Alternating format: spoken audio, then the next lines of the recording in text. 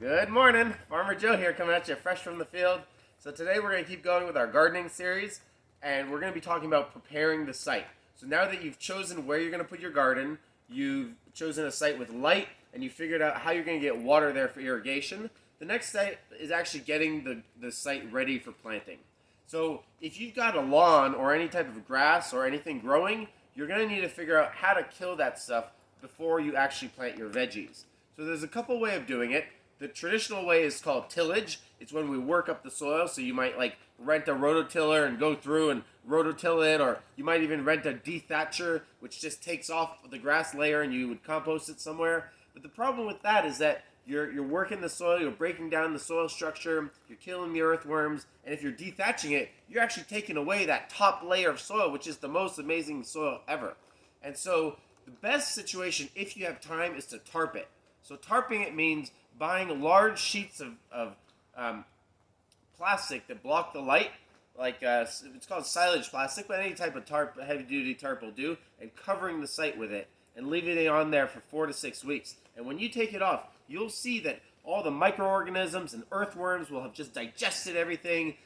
The grass will be dead because there'll be no light, and your garden will be ready for getting it ready. So what you need to do after that is some sort of tillage, basically to fluff it up. You need to create the conditions where the roots can easily go down into the soil, and so entail using a garden fork to fork your soil about 8 inches deep, 6 to 8 inches deep.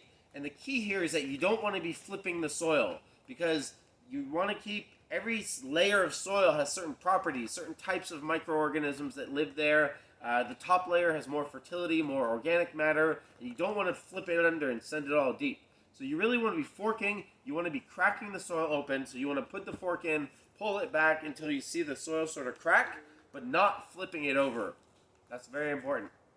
And so that's the basic sort of traditional way of getting a garden ready. There is other approaches whereby you can cover your garden in cardboard and then put layers of mulch on top, so like grass clippings, compost, wood chips, that kind of thing. And then you can, just plant right into that. It is a little more challenging, but that would entail basically forking your garden, covering it in cardboard, and then mulching on top of it with some sort of vegetal matter. So ideally grass clippings or straw or wood chips or dead leaves.